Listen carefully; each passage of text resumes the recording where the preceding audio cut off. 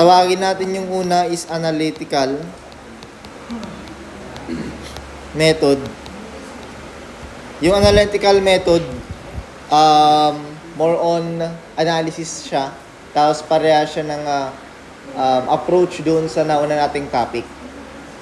Yung sa actual load, pero combination na din siya ng merong eccentric load, no? Yung pangalawa naman, tawagin natin siyang graphical method. Kasi gagamit tayo ng diagram para dito sa ating design ng columns. So sa graphical method, ito yung mas madali compared dito sa dalawa. Pero usually ang ginagamit na natin is itong graphical method. Yung graphical method, gamit lang tayo ng tinatawag nating interaction diagram. Gamit yung interaction diagram, makakakuha tayo ng mga values na magagamit natin for the design ng ating columns. Okay, so for now, pupunta muna tayo sa analytical method. Okay? So meron tayong possible failures with the combined axial load tsaka bending. Yung una, large axial load. So kaya, negligible yung moment.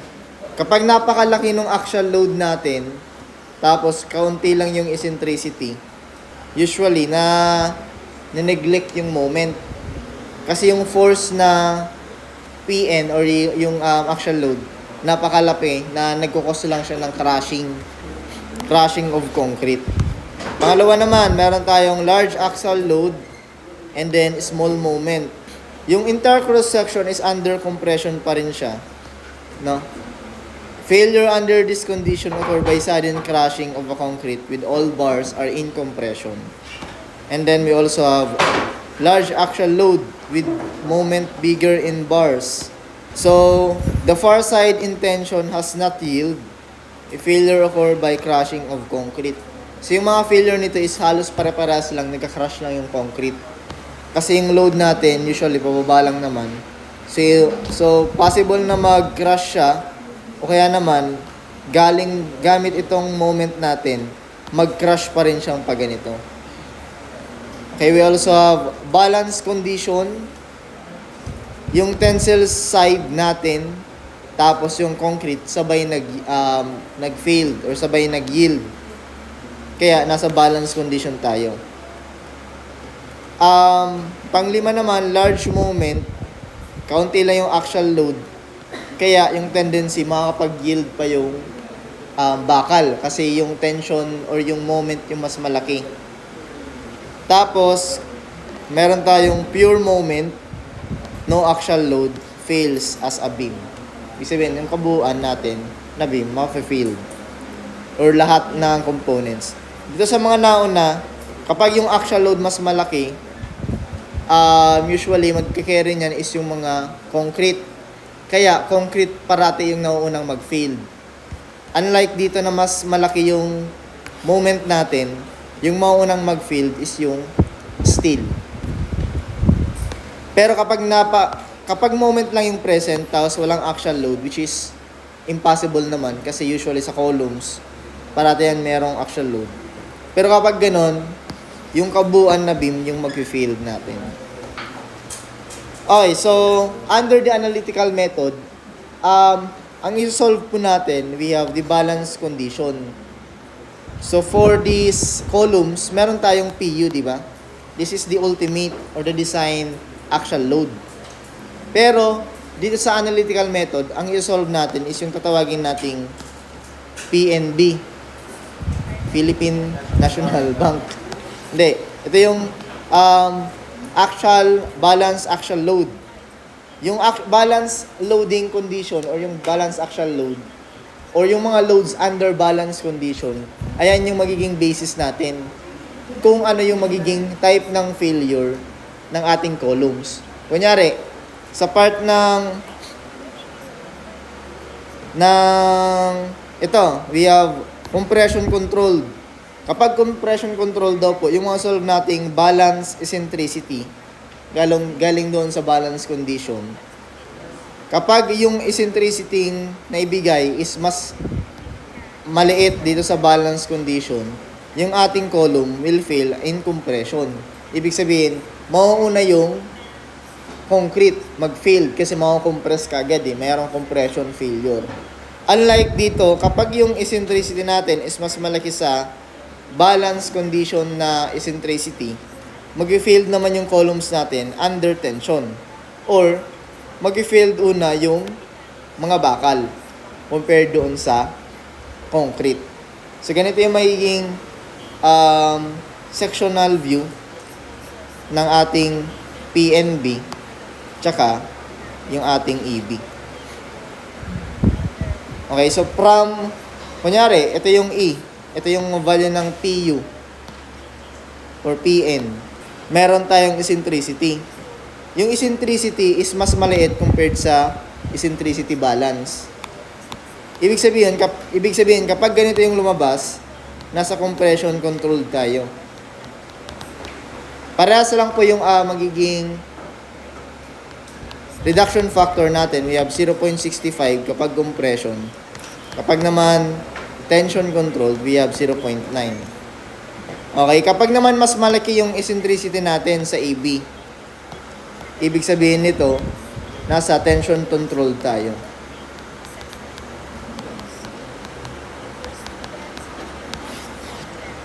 Sir, paano natin mahanap yung AB? Magamit tayo ng analytical method. And at the same time, sir, paano natin mahanap yung E, eccentricity, na galing sa P? Pwedeng given siya, o kaya naman, pwedeng hahanapin natin gamit yung plastic centroid kanina. So, kunyari, given yung MU, tsaka P. Tapos, kukunin natin yung eccentricity. Wherein yung eccentricity natin is yung centroid minus yung plastic centroid. Tama? Yung kanina. Okay, so next, ito yung distinct regions or balance condition. Meron tayong, kapag zero yung eccentricity, axial load lang tayo, no? Or PU yan, PU. Kapag naman compression controlled, ayun na yung nabanggit ko kanina, yung E is less than EB. O kaya naman, yung Fs is less than Fy. Ano po, hindi siya nag-yield. Paras lang din, balance condition, equivalent lang po yung eccentricity natin sa eccentricity balance. And then we also have tension controlled greater than 1,000. Dito is 0.9. Dito naman 0.65. Solve natin gamit itong problem. Ang hahanapin natin, determine the nominal load Pn when E is equivalent to 150. And then determine the nominal load Pn when E is equivalent to 350.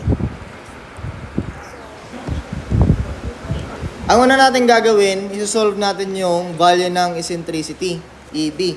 Bakit natin isolve to? EB. Para malaman natin kung ito. Kung mag-yield ba yung ating steel, yung AS prime tsaka AS. Okay, kapag nag-yield ito, kunyari, AE is greater than AB. Tension still yields. Kapag still yields, tension controlled. Siyempre, i-solve nyo pa. Tension controlled. Hindi na kayo mag-recompute. Direct na kayo mag-solve, no? Pero naman kayo pero mas maganda ito. Gamitin natin to AB. Okay, so for the number 1, letter A, yung natin is E is equivalent to 150 mm. Okay, kung ito-drawing natin to, ganito yung mangyayari. Yung load natin ganito. Tama? PNB. Ganito yung direction ng load niyan, no? So, kung ito yung PNB or yung PN, 150 daw po, 350. So, possible, ang PN natin, hindi pa natin kasi alam kung ilan yung So, pero kung ganito yung loading natin, nasaan ba yung side na in compression yung ating column? Dito ba or dito? So, ibig sabihin, kung mag-drawing tayo ng load diagram,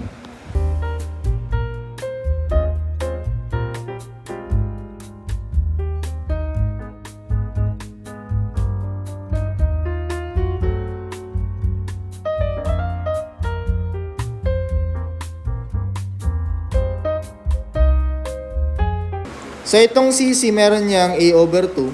Ito naman, merong D prime. Okay, tapos ito naman, meron tayong D.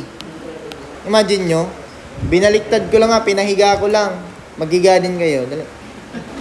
Tapos, galing dito, ganito lang yung gagawin natin. Pero, ang una natin gagawin is, gagamit tayo ng balance condition. So, for the balance condition, meron tayong formula for the balance C. We have 600D. 600 plus Fy. Ito yung balance C natin, no? Galing dito makakasolve tayo ng CB. Balance C. So, galing sa C, makakasolve tayo ng AB. 0.85C. Okay? So, galing CB, ano po yung value ng CB natin? Saan tayo nag-stop kanina? Yung D natin, galing dito hanggang dito. 25 mm. Yung 10. 10 kasi 25 mm. So, yung D natin is equivalent to 350 minus 40 minus 10 minus 25 over 2. Ilan to? Ay, 60. May 60 na pala. May binigay ng 60. Ito, may binigay ng 60. Yan o. Pag may binigay na, wag na tayong magmagaling. O, ilan to? 200. Minsan dyan tayo na yung mga pasikat kayo, boy. Okay, so we have 290. 600 plus 415. CB. Oh, next. A. A is equivalent to beta C. FC prime, anong FC prime? 27. 0.85 beta. 715. Pagkatapos nito, check natin yung Fs. Once na ma-check natin yung Fs and Fs prime, makakasolve tayo ng CC, T, CC prime. Tapos kukunin natin yung PNB. Tapos galing sa PNB, makakasolve tayo ng eccentricity B. Okay? Fs prime muna. Ay, Fs muna. 415. Yield. Next, mag-yield talaga yan kasi nakabalance tayo. Yung hindi natin sure is yung Fs prime. Check. 600 C minus D prime over Eduardo. Ang C natin is 171.42. Ang D prime 60. Ito. 390. So, dito sa Fs prime, yung Fs prime kasi natin is Fy natin is 415. So, yung Fs prime natin does not yield Fy. So, use Fs prime.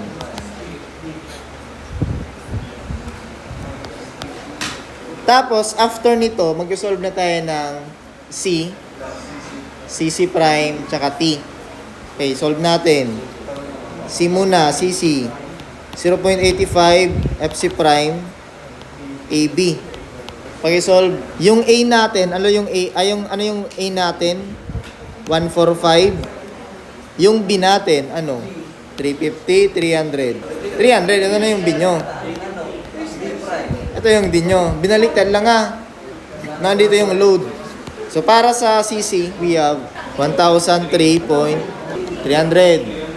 CC prime, formula ng CC prime is AS prime, FS prime. So, next. AS prime, 325. Tapos, ang FS prime, 390. Okay? 390 yung gagamitin natin.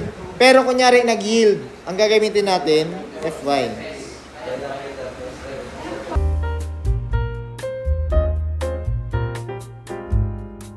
Okay, next we have T. So, para sa T, We have AS. Yung AS natin is parehas lang dito, no?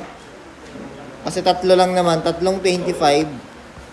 So may siyang pi over 4. 25 squared times 3. Fy natin is 415. Okay, so para ma-solve natin yung nominal, ilagay natin dito yung PNB, no? Para ma-solve natin yung nominal balance actual load, PNB, mag-summation forces, vertical lang tayo. Meron tayong downward, PNB, downward na T, CC, upward, tsaka CC na upward din. So, summation forces Y, equivalent to 0. Downward, positive. PNB, downward, so positive. Plus T, equivalent to CC plus CC prime. Okay? So, yung PNB natin is equivalent to, meron tayong CC, 1,003, 248, plus 574.322, minus 611.138. So, yung PNB is equivalent to 0.432 kilonewton. We have the PNB. Last one, we have the 4EB. Para sa EB, tignan natin, no. Ayusin ko lang yung drawing kasi nakakalito. Ito yung neutral axis. Ito naman yung outer face. So, yung total na distance ito galing dito is yung D. Ito naman, ayan yung distance A. Kasi ito naman yung C. Okay? Tapos, yung EB, ito yan, o. From the kalahati hanggang dito sa PNB, ayan yung eccentricity B. Okay? Yung CC naman, yung distance nito, galing dito is D prime. Yung CC prime, A over 2. Yung T, D, effective depth. Okay? So, kaya, para makuha natin yung EB, ito, yung EB na yan, ang gagawin natin, magmo-moment po tayo. Moment tayo sa T. PNB, CC, CC prime, ilalagay natin sa T. Ito, may mga distance na yan. Yung CC is D minus A over 2. Yung CC prime is D minus D prime. Yung PNB is equivalent to EB plus ito. Ano yan? Paano naging 115? Kalahati nito, ilan to?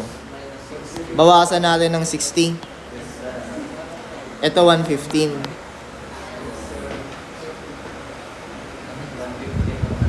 Ito pala, oo. Ito yung 60. Talino kong bata ka. Naintindihan nyo? So, ito po is equivalent to 115 mm. Paano siya naging 115? Diba ito, ito 60. Ito na yun, 60. Kung 60 ito yung matitira. Yung total nito is 350 divided by 2. Bawasan nyo ng 60. 115. Okay, so para makuha natin yung EB, moment tayo at T, equivalent to sa 0. Summation moment at T, equivalent to 0. Ay, bali. Ano na lang? Clockwise, positive. Meron tayong PNB. Yung PNB natin, ganito, plus, yung moment arm natin is EB plus 115. EB plus 115. Okay? Equivalent ito kasi dalawa na lang sila na counterclockwise. Unahin natin yung CC. Yung CC naman, kunin na natin to. 574.322. Yung moment arm nito is from here papunta dito. So ito, D minus A over 2. Okay? Para lang kayo nag-MN. Di ba? Nag-moment lang naman kayo sa doon eh. So kaya dito, malalagay natin D minus A over 2. Plus, CC prime. Yung CC prime natin is equivalent to baliktad, 1,000 pa.